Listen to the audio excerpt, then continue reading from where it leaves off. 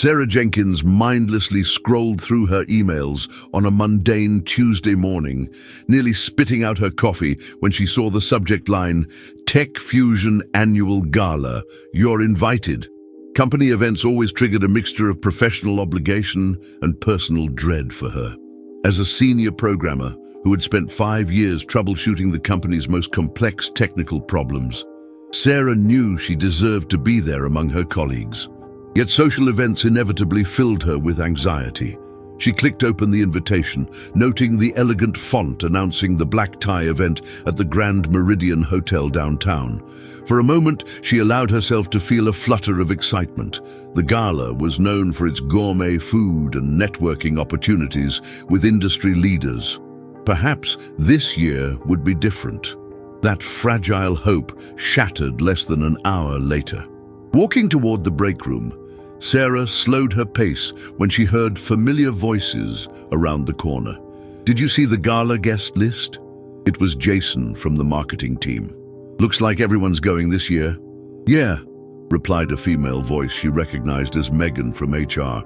"I'm already stressing about finding a dress that doesn't make me look huge." "Well, at least you don't have to worry about the photographer," Jason laughed. "I heard they're bringing in special equipment this year, wide-angle lenses for when Sarah's in the frame." The laughter that followed felt like physical blows. Sarah froze, her face burning as the conversation continued with more cruel jokes at her expense. She quietly retreated to her desk, the excitement of the invitation now completely extinguished. At 38, Sarah had endured a lifetime of such comments. In high school, it had been blatant bullying. In college, thinly veiled concern about her health. In her professional life, it manifested as subtle exclusion and jokes when people thought she couldn't hear. She had learned to focus on her work, pouring her energy into coding rather than constantly fighting a battle with her body that society seemed determined she should win.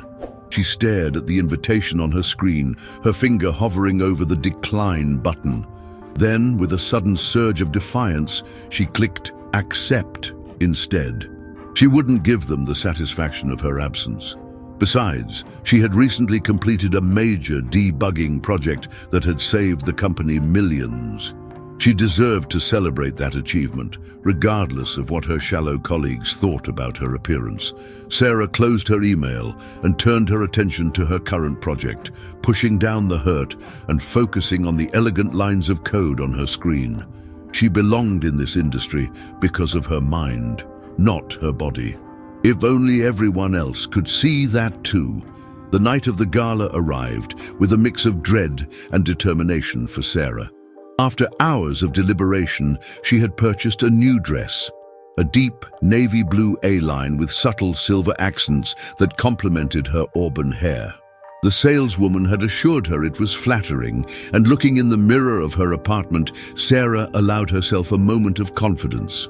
The dress emphasized her best features, her strong shoulders, her height, and the graceful curve of her neck, highlighted by the elegant updo she had managed to create. Arriving at the Grand Meridian Hotel, Sarah took a deep breath before entering the ballroom. Crystal chandeliers cast a warm glow over the space, and lively conversation hummed throughout the room. For a moment, she felt almost invisible, a comforting feeling after years of unwanted attention for her size. That small comfort evaporated quickly. As she made her way to the bar for a glass of sparkling water, she noticed several colleagues glancing her way and then quickly looking away, whispering behind cocktail napkins. Sarah kept her head high, focusing on the bartender rather than the murmurs. "Sparkling water with lime, please," she requested, maintaining the poised smile she had practiced at home. The bartender had just handed her the drink when a loud voice cut through the ambient chatter. Blake Thompson, the marketing director known for his charm with clients and cruelty to subordinates, stood just a few feet away with his usual entourage of admirers. "Looks like someone's taking full advantage of the open bar and buffet tonight," he announced, his voice carrying deliberately. His eyes flicked meaningfully towards Sarah, leaving no doubt about his target. The group around him erupted in laughter. Sarah froze, the cool glass suddenly slippery in her hand. She hadn't even approached the food tables yet. Blake's comment was purely about her existence in the space, her audacity to appear at a company function in her body. Several nearby conversations halted uncomfortably. A few people had the decency to look embarrassed, but no one spoke up. The CEO's assistant, who had witnessed the exchange, suddenly became very interested in her phone. The head of engineering, who had praised Sarah's work just last week, examined his shoes. The silence stretched like a rubber band, taut and ready to snap. Sarah felt heat rising to her face, not from embarrassment but from the pure injustice of the moment. 5 years of exceptional work, 3 major projects saved, countless late nights debugging code that no one else could fix, all reduced to a cruel joke about her body. "Excuse me," she managed to say to no one in particular, setting down her barely touched drink and walking as steadily as she could toward the hallway. She felt eyes following her, perhaps with pity, perhaps with relief that the uncomfortable moment would pass with her departure. In the quiet elegance of the hotel's marble bathroom, Sarah finally allowed her carefully constructed facade to crumble. She leaned against the cool counter, eyes closed against the tears threatening to spill. The reflection in the mirror showed a woman in a beautiful dress, makeup carefully applied, hair elegantly styled, and completely invisible to the people who should have been her professional peers. "Don't let them see you cry," she whispered to herself, reaching for a tissue. "They don't deserve to know they hurt you." The bathroom door opened with a soft swish, interrupting Sarah's moment of private despair. She quickly dabbed at her eyes, hoping to compose herself before facing whoever had entered. In the mirror, she caught sight of a petite Asian woman in an impeccably tailored charcoal suit. The woman's silver-streaked black hair was pulled back in a sleek bun, and a statement necklace of brushed platinum commanded attention. Sarah recognized her immediately. Eleanor Chen, founder of Chen Ventures and one of the most influential investors in the tech industry. Sarah had read about Eleanor in countless business magazines. At 62, she had a reputation for spotting undervalued talent and technological innovations before anyone else. Rumors had been circulating for weeks that she was considering a significant investment in tech fusion, which explained her presence at the gala. Sarah turned away, hoping Eleanor hadn't noticed her reddened eyes. She had no desire to become a pitiful anecdote in the investor's mental catalogue of the evening.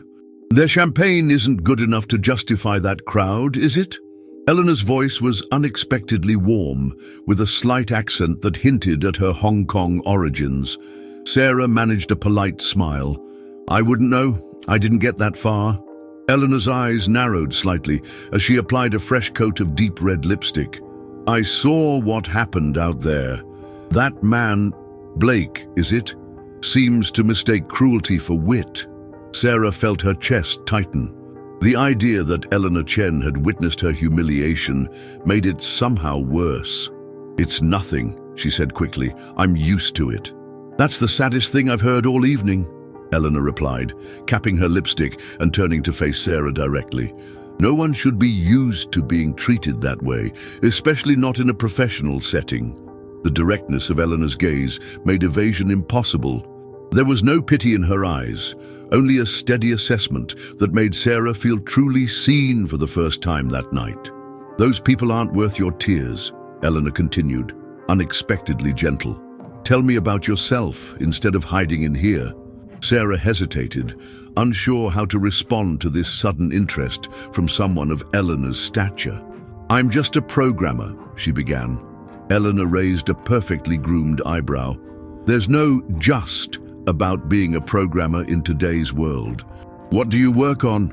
Something in Eleanor's manner, perhaps the genuine curiosity or the complete absence of judgment, made Sarah straighten her shoulders. "I specialize in predictive algorithms. I lead the team that debugged the Morrison project last quarter." "The Morrison project?" Eleanor's eyes widened slightly. "I heard about that save. Tech Fusion would have lost their biggest client without that fix. That was your work." For the first time that evening, Sarah felt a flicker of professional pride. "Yes, primarily.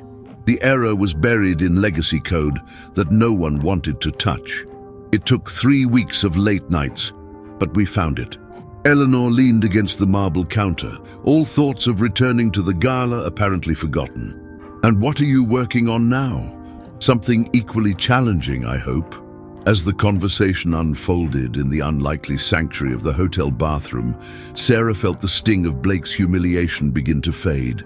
Eleanor asked questions that delved into the heart of Sarah's expertise, listening with intense focus to her answers. Here was someone who didn't see Sarah's body at all, only her mind, her ideas, her potential. Neither woman noticed the occasional gala attendees who came and went, shooting curious glances at the unlikely pair deep in conversation beside the ornate bathroom mirrors. In that moment, they were simply two professionals, one recognizing the overlooked value in the other. The conversation with Eleanor shifted to a corner of the hotel's quiet mezzanine, where two plush chairs offered privacy away from the gala's now boisterous atmosphere. As they talked, Sarah gradually revealed more about her work, her passion for coding evident in how she described even the most technical aspects of her projects. "So, you specialize in predictive algorithms," Eleanor noted, leaning forward slightly. "Is that limited to your work on the Morrison project, or do you have other applications?" Sarah hesitated, her fingers tracing the pattern on the armrest. This was the moment where professional caution typically would have her deflect the question with a vague answer, but something about Eleanor's genuine interest broke through her usual reserve. "Actually," she began carefully, "I've been developing something independently, outside of my work at Tech Fusion." Eleanor's eyebrows raised slightly. "A side project?" "More than that," Sarah admitted. She glanced around, though no one was within earshot. "It's an algorithm I've been refining for years. It started as a way to predict small market fluctuations. Nothing revolutionary at first, but over time I've incorporated more variables, more data points." She paused, unsure how much to reveal. Eleanor waited patiently, her expression encouraging. "The results have become remarkable," Sarah continued. "The algorithm can now predict market trends with an accuracy rate that exceeds anything I've seen in commercial applications. It analyzes patterns that most models overlook: social media sentiment correlated with microtransactions, weather pattern impacts on consumer behavior, even linguistic shifts in financial reporting." "And Tech Fusion doesn't know about this?" Eleanor asked, her voice neutral but her eyes sharp with interest. Sarah shook her head. "I developed it on my own time, with my own resources. The initial concept came to me before I joined Tech Fusion." She gave a small, self-deprecating smile. "Besides, I doubt they take it seriously coming from me." "Why not?" The blunt question caught Sarah off guard. She gestured vaguely toward the ballroom where Blake and the others were still enjoying the gala. "You saw how they see me. I'm the fat girl who fixes code when something breaks, not someone with visionary ideas." Eleanor's expression hardened. "That's their limitation, not yours." She reached into her sleek handbag and extracted a business card, offering it to Sarah. "I'd like to hear more about this algorithm, in detail. Would you be willing to prepare a demonstration?" Sarah accepted the card, the heavy cardstock embossed with Eleanor's name and contact information. "You're serious?" "I'm always serious about potential," Eleanor replied, "especially when it's been overlooked." She glanced at her watch. "I have meetings in Singapore next week, but I'll be back in 2 weeks. Would that give you enough time to prepare something comprehensive?" Sarah's mind raced through what she would need to do. Polish the interface, document the methodology, prepare case studies to demonstrate the accuracy. Yes, that would be enough time. "Excellent." Eleanor stood, straightening her already immaculate suit. "And Sarah, don't mention our conversation to anyone at Tech Fusion, not yet." As Eleanor returned to the gala, Sarah remained seated, the business card between her fingers, feeling heavier than its physical weight would suggest. For years, she had kept her algorithm private, assuming it would never see application beyond her personal satisfaction in creating it. Now, suddenly, possibility stretched before her like an unexplored coastline.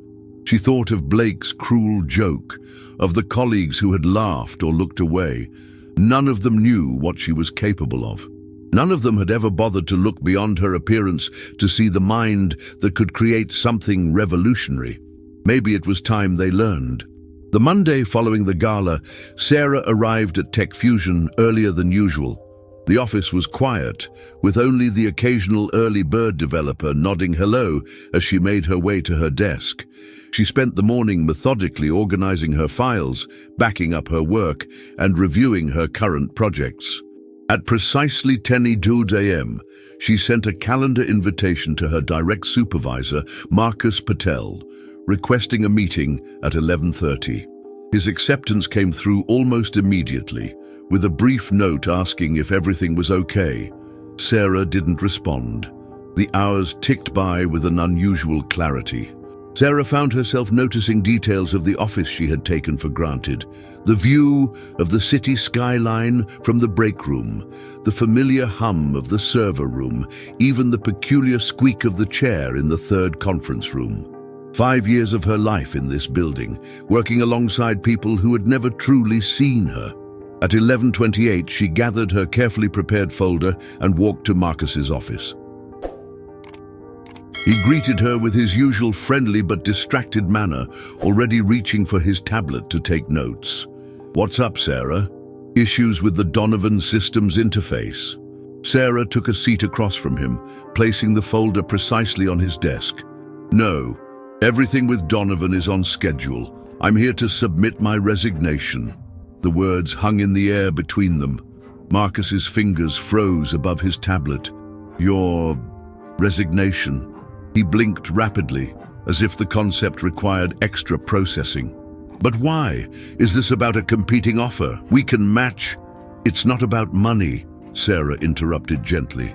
"It's simply time for me to move on." Marcus picked up the folder, opening it to find her formal resignation letter, already signed and dated. 2 weeks' notice.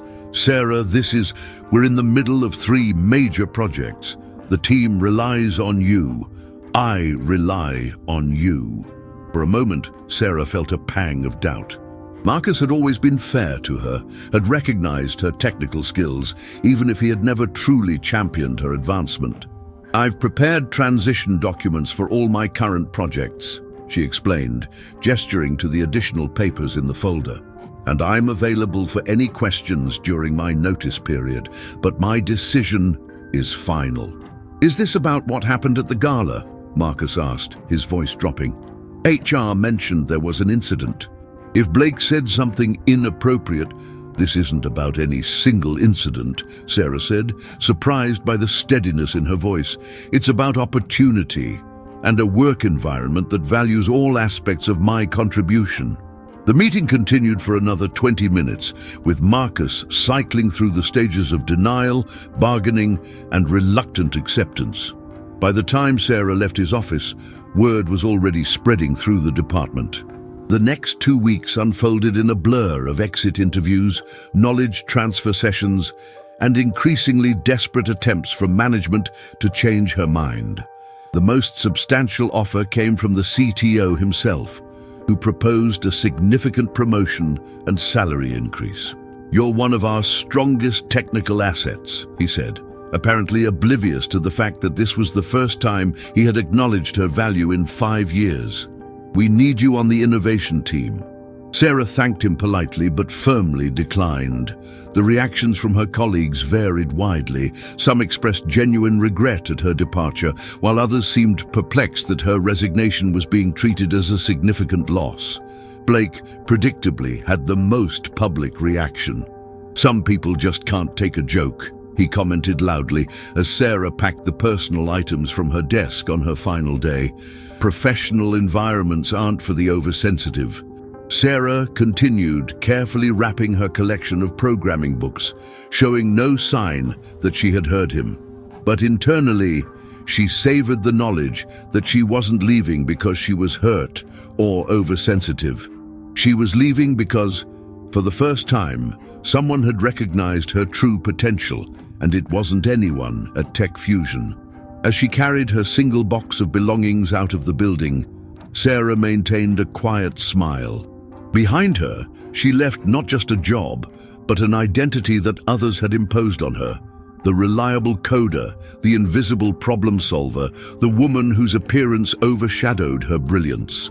Ahead of her lay uncertainty, risk, and the exhilarating possibility of being truly valued for her mind.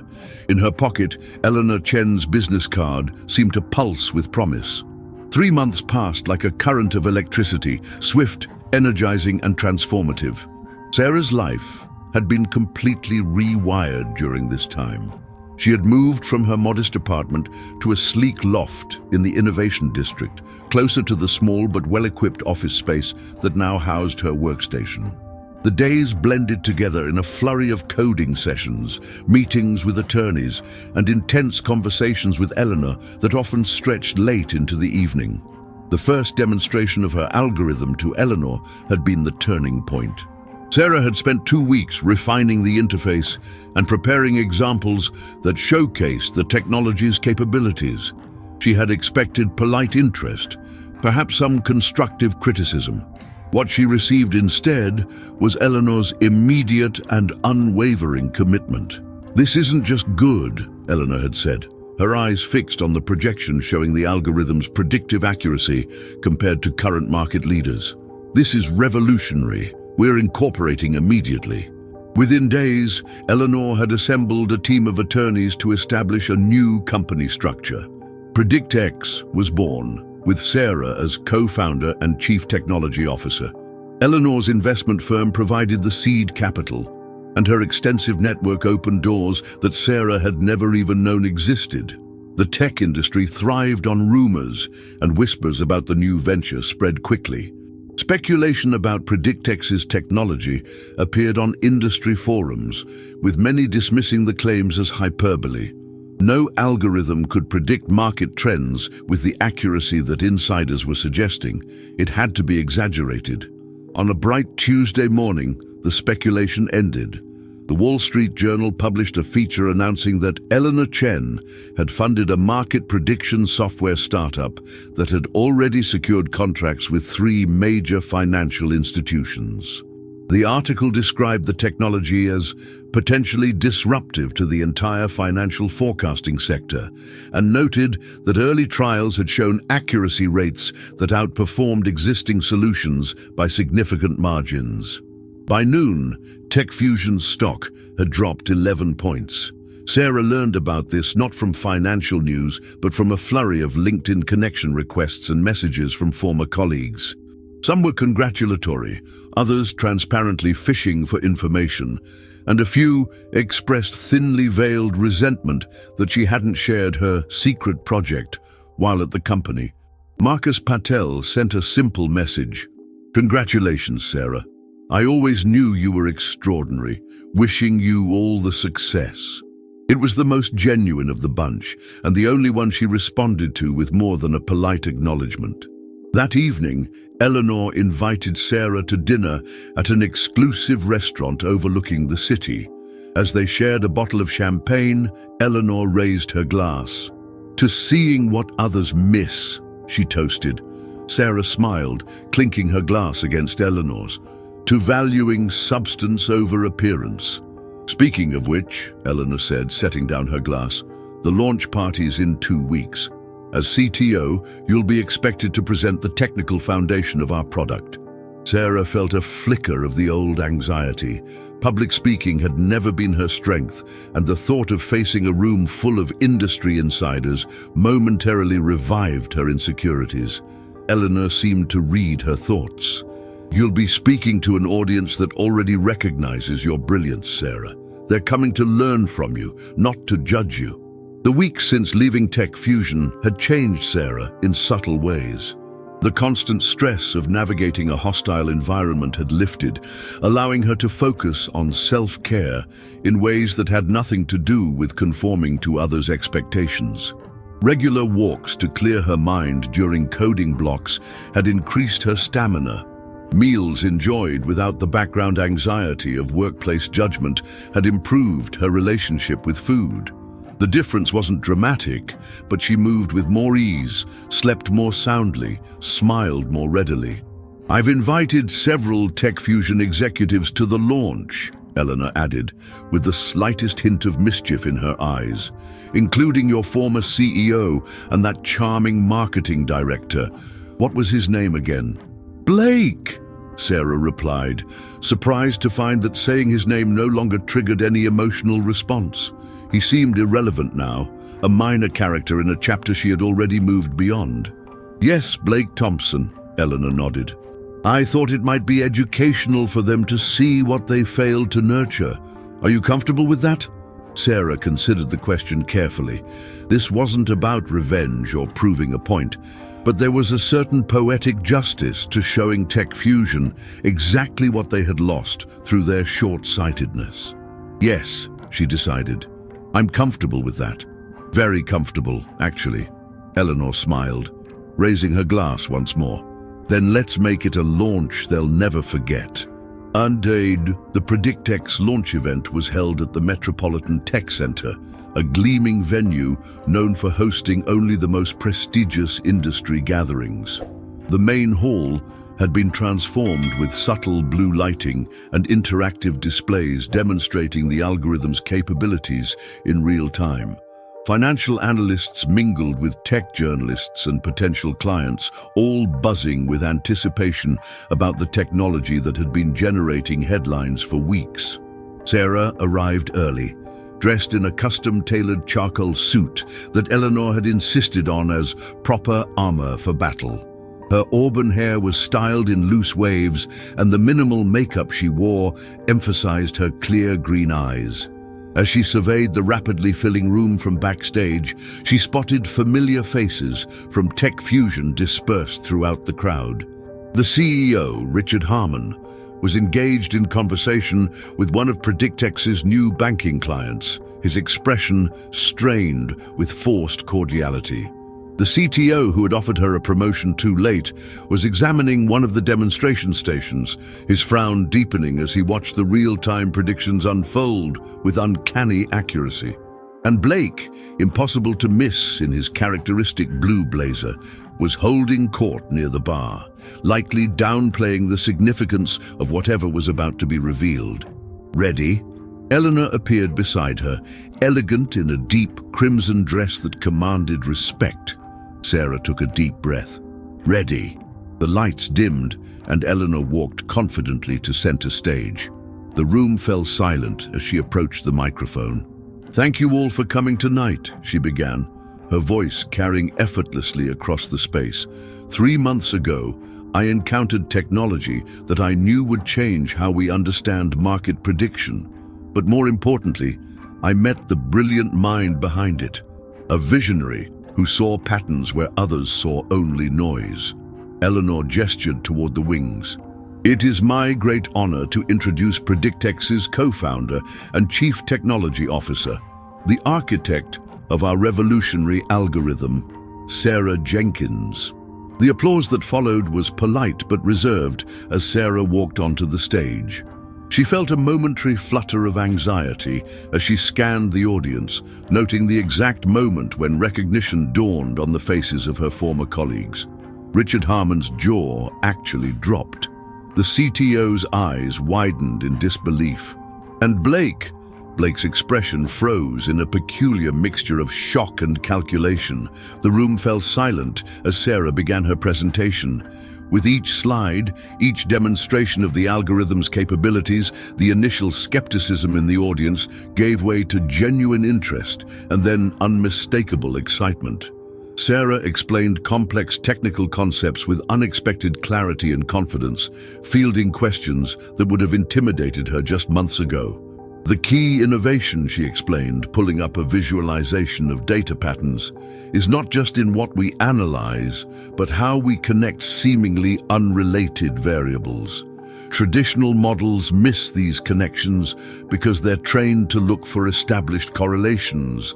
Our approach identifies emerging patterns before they become obvious. As she spoke, Sarah was aware of a subtle change in how people were looking at her. Gone was the dismissive glance, the quick assessment and categorization based on her body type. Instead, she saw engagement, respect, and in many cases, the particular intensity that indicated someone was mentally calculating how to either invest in or compete with what they were witnessing. When the formal presentation ended, the applause was no longer merely polite, it was enthusiastic, even awed. Investors immediately surrounded Eleanor, while tech journalists lined up to request interviews with Sarah. In the midst of the crowd's movement, Sarah caught sight of the tech fusion contingent huddled together in apparent damage control mode. Blake broke away from the group, straightening his tie as he approached her. His trademark smile was in place, but it didn't reach his eyes. "Sarah, what an incredible surprise," he said, extending his hand. "You look great, by the way. I almost didn't recognize you." Sarah accepted the handshake briefly, noting that while she had lost some weight through her healthier lifestyle, the change wasn't nearly as dramatic as Blake was implying. His need to comment on her appearance, even now, spoke volumes. "Thank you, but my appearance hasn't changed nearly as much as my circumstances," she replied evenly. "My potential was always there. You just couldn't see past your own prejudice to recognize it." Blake's smile faltered slightly. "Well, we always knew you were talented. If you had mentioned this project at Tech Fusion, would you have listened?" Sarah interrupted gently. "Or would you have been too busy making jokes about wide-angle lenses?" The reference to his gala comment landed precisely. Blake had the grace to look uncomfortable, though not quite apologetic.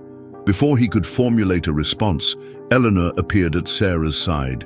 "I see you've reconnected with your former colleague," she observed coolly. "Mr. Thompson, isn't it, from marketing?" "That's right, Blake Thompson, marketing director at Tech Fusion." He extended his hand with renewed confidence. "We're always keeping an eye on innovative startups in the space." Eleanor regarded his hand as if it were a mildly interesting specimen before briefly shaking it. How fascinating.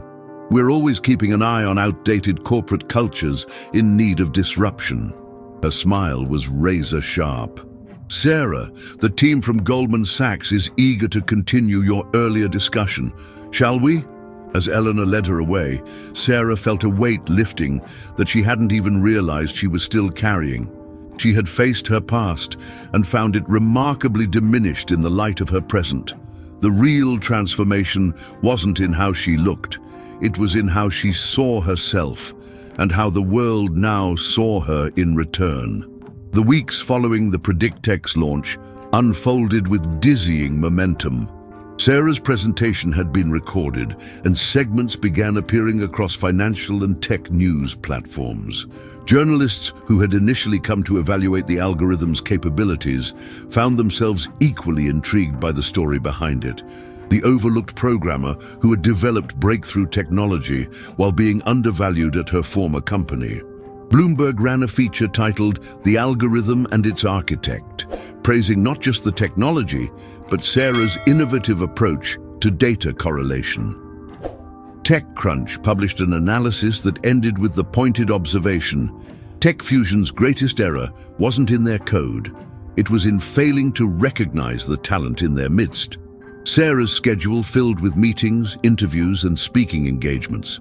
The initial anxiety about public appearances gradually faded as she realized people were genuinely interested in her ideas rather than her appearance. When comments about her looks did occasionally surface, usually framed as observations about her transformation, Sarah redirected the conversation back to the technology with practiced ease. It was after a particularly successful meeting with European investors that Sarah found herself face-to-face with Blake Thompson again. The encounter took place in the lobby of the Excelsior Hotel, where PredictX had just concluded a demonstration for potential partners. Blake was apparently there for a different conference, his expression suggesting their meeting was unplanned. "Sarah," he called, approaching with the confident stride that had once intimidated her. "Got a minute? I've been hoping to run into you." Sarah checked her watch. Her next meeting wasn't for an hour, and curiosity won out over caution. "I have a few minutes." They moved to the hotel's atrium cafe, where Blake immediately launched into what sounded like a prepared speech. "I want to clear the air," he began, leaning forward with practiced sincerity. "What happened at the gala? My comment. It was completely inappropriate. I was trying to be funny and failed miserably." He smiled apologetically. "People in marketing sometimes think they're wittier than they actually are." Sarah studied him, noting the careful construction of his apology, framing his cruelty as a failed attempt at humor rather than the deliberate humiliation it had been. "I appreciate you saying that," she replied evenly, choosing her words with care. "But I'm curious, why apologize now? It's been months since the gala." Blake's smile flickered briefly before resetting. "Honestly, I've been doing some reflection. Seeing your success, watching how the industry has embraced your work, it's made me reconsider some of my attitudes." He gestured vaguely toward her. "And you look great, by the way. Whatever you've been doing is really working for you." There it was again, the immediate pivot to her appearance, as if that were the most significant aspect of her journey from tech fusion to PredictX, as if her success were somehow validated by the perception that she looked better now. "Thank you, but my appearance hasn't changed nearly as much as my circumstances," Sarah said, echoing her statement from the launch party. "My potential was always there. You just couldn't see past your own prejudice to recognize it." Blake's expression tightened slightly at the repeated rebuke. "Look, I'm trying to apologize here. We were colleagues for years. I'd like to think we could move past one unfortunate incident." Sarah considered his words. There was a time when his approval, or at least his respect, would have meant something to her. Now it seemed remarkably irrelevant. The incident at the gala wasn't isolated, Blake. It was simply the most public example of a culture you helped create and maintain. She kept her tone conversational, free from the anger that once would have colored such an exchange. "But you're right about one thing, we should move past it. I certainly have." Blake leaned back, his carefully constructed contrition giving way to something closer to his true nature. "You know, Richard is considering a complete restructuring of Tech Fusion's innovation department. There might be opportunities for collaboration with PredictX. Your algorithm with our market reach could be powerful." The abrupt pivot to business wasn't subtle, but it was revealing. Blake hadn't sought her out to apologize. He'd come to test the waters for a potential business connection, perhaps hoping their past history could give him an advantage. PredictX is already in discussions with several major market players, Sarah replied diplomatically, "but I'm sure Eleanor would be happy to have her team evaluate any formal proposal Tech Fusion wants to submit." Blake's smile tightened. "Always Eleanor's team now, isn't it? Must be nice having such a powerful patron." The implication that Sarah's success was due to Eleanor's backing rather than her own merit hung in the air between them. In the past, such a suggestion would have triggered self-doubt in Sarah. Now it simply confirmed what she already knew about Blake's character. Eleanor recognized value where others saw only surface, Sarah said, rising from her seat. "That's what makes her an exceptional investor and a decent human being. I need to prepare for my next meeting, but it was interesting seeing you again, Blake."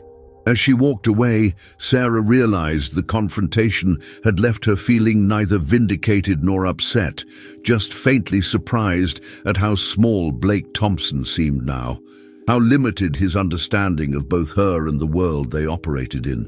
His opinion, once so crushing, now held no more weight than a passing breeze. The real triumph wasn't in responding perfectly to his backhanded apology. It was in no longer needing his approval at all.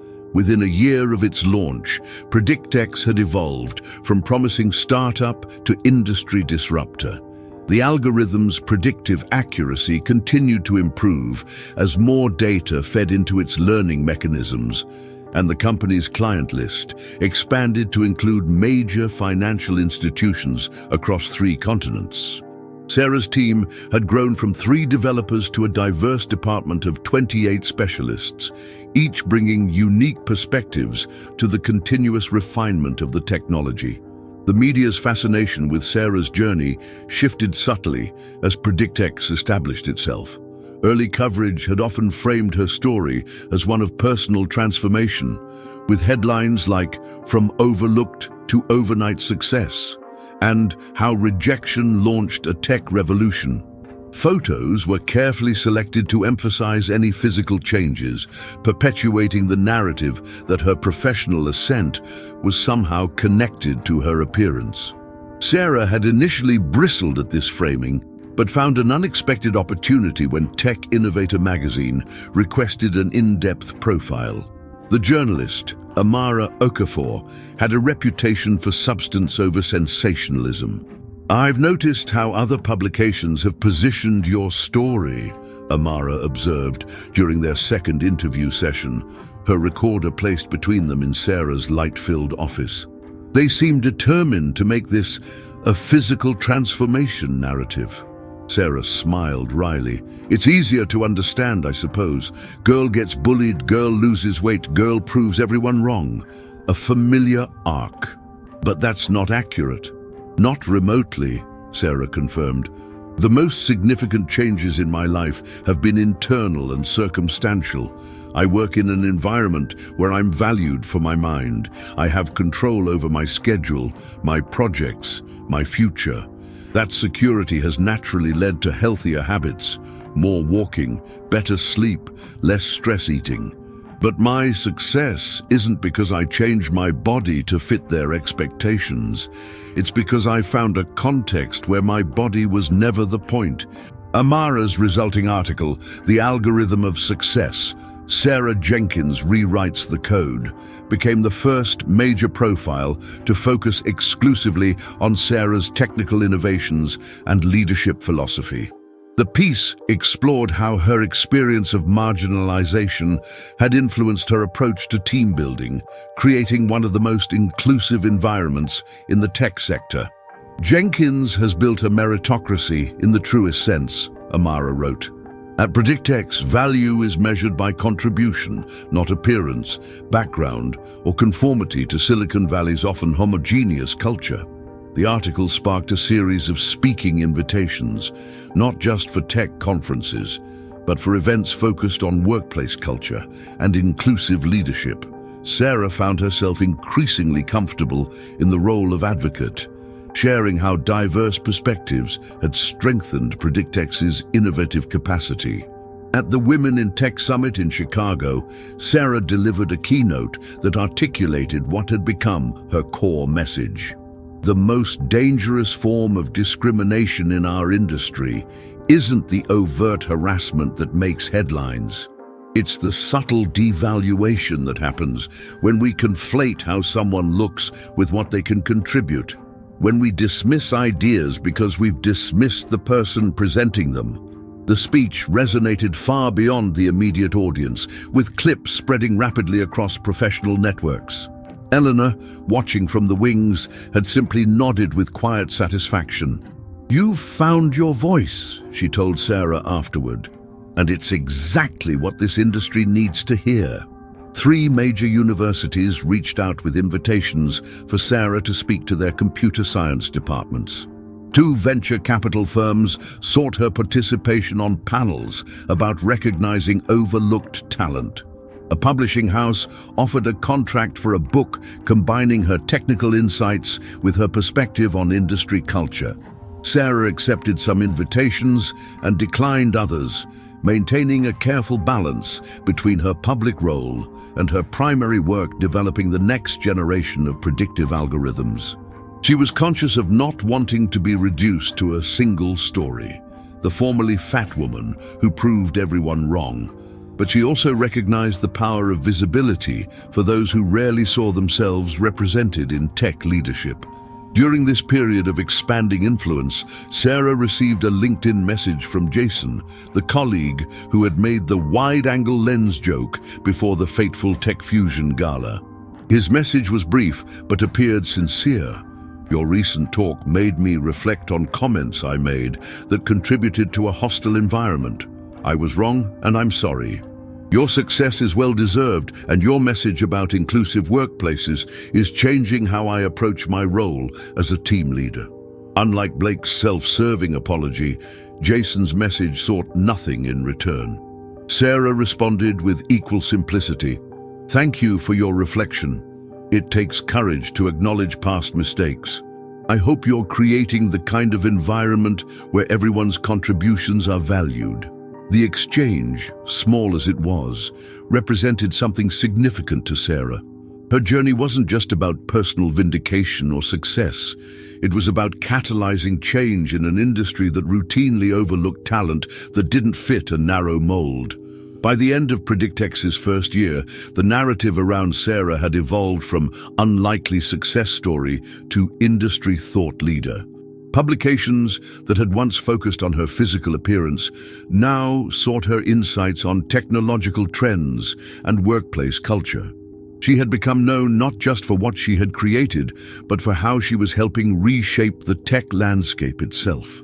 2 years after that humiliating night at the Tech Fusion Gala, Sarah found herself preparing for a speech that completed a perfect circle.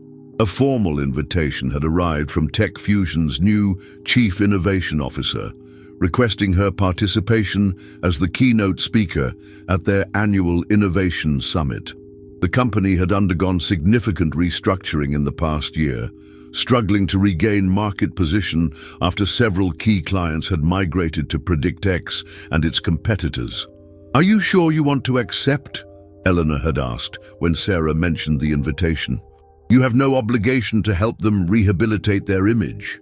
Sarah had considered the question carefully. "It's not about helping them. It's about speaking to the people still there, especially those who might be experiencing what I did." The decision made, Sarah stood now in the wings of Tech Fusion's main auditorium, listening as the new CIO introduced her with a deference that would have been unimaginable 2 years earlier. "Our keynote speaker today needs little introduction," he said to the packed room. "Her predictive algorithm technology has revolutionized market forecasting, and her insights on building innovative teams have influenced industry practices well beyond the financial sector. Please welcome Sarah Jenkins, co-founder and CTO of PredictX." The applause that greeted Sarah as she walked onto the stage was enthusiastic, tinged with a collective awareness of the irony. Many faces in the audience were familiar: colleagues who had worked alongside her for years, executives who had barely acknowledged her presence, and yes, even Blake Thompson, seated in the third row with an unreadable expression. "Thank you for that warm welcome," Sarah began, surveying the audience with a calm confidence that came from knowing exactly why she was there. "When I received your invitation, I spent some time reflecting on my 5 years at Tech Fusion. There were valuable experiences, challenging projects, and relationships that helped shape my professional development." She paused, allowing the diplomatic opening to settle before continuing. "But I also reflected on why I left, on what was missing in this environment that prevented the innovation I eventually pursued elsewhere from flourishing here." The room grew noticeably quieter. Sarah could see some people shifting uncomfortably in their seats, while others leaned forward with greater attention. "The technology I'll be discussing today wasn't developed in a vacuum. It emerged from a specific context, one where my contributions were finally valued not despite who I am, but inclusive of all that I am." For the next 45 minutes, Sarah delivered a presentation that seamlessly blended technical insights with observations about organizational culture. She outlined how diverse perspectives strengthen algorithmic development, reduce blind spots in predictive models, and ultimately create more robust solutions for complex problems. "The most successful companies in our industry," she noted toward the end, "aren't those with the most prestigious pedigrees or the most homogeneous teams. They're the ones that recognize talent in all its various forms and create environments where that talent can flourish without unnecessary obstacles." As she spoke, Sarah observed the reactions throughout the room. Some executives were taking notes with intense focus. Younger staff members, particularly women and people of color, were nodding in recognition, And Blake, to her mild surprise, was watching with an expression that had shifted from defensive to thoughtful. When she concluded, the applause was immediate and sustained. The Q&A session that followed was engaged and substantive, focusing entirely on her technical insights and leadership philosophy rather than her personal journey or appearance. As the event transitioned to a networking reception, Sarah found herself approached by a steady stream of Tech Fusion employees. Some wanted to discuss potential collaborations between their companies. Others sought career advice or shared how her story had influenced their own professional decisions.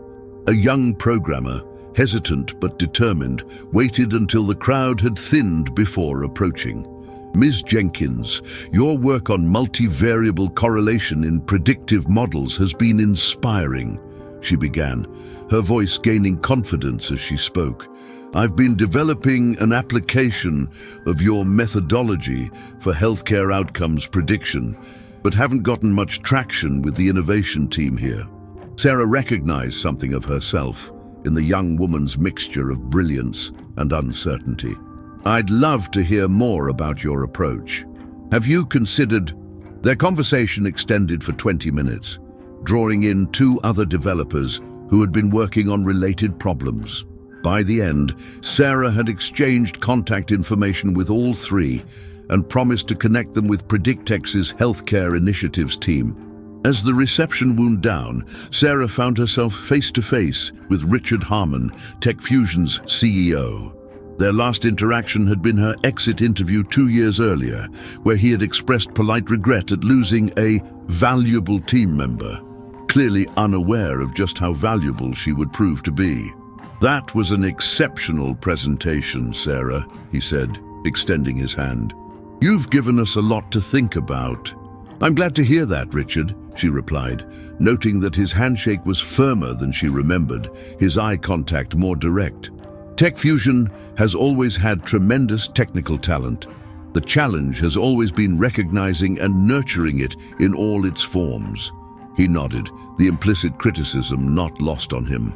We've made some changes since you left. Still have a long way to go, obviously. Progress isn't about perfection, Sarah offered. It's about consistent movement in the right direction. As Sarah gathered her materials to leave, she took a final look around the auditorium where she had attended countless meetings, always careful to blend into the background, to make herself smaller despite the significance of her contributions. Now, she stood on the same stage that had hosted executives and industry luminaries, her voice having filled the same space, her ideas commanding the same respect. The true triumph wasn't that she had returned to Tech Fusion as a success story. It wasn't even about proving wrong those who had dismissed her. It was the realization that she had transcended the narrow frame through which they had once viewed her. In their eyes now, she wasn't the woman who had overcome her body to succeed. She was simply the expert, the innovator, the leader whose ideas were changing their industry. And in that recognition, that complete shifting of the lens, lay a victory more profound than revenge could ever provide.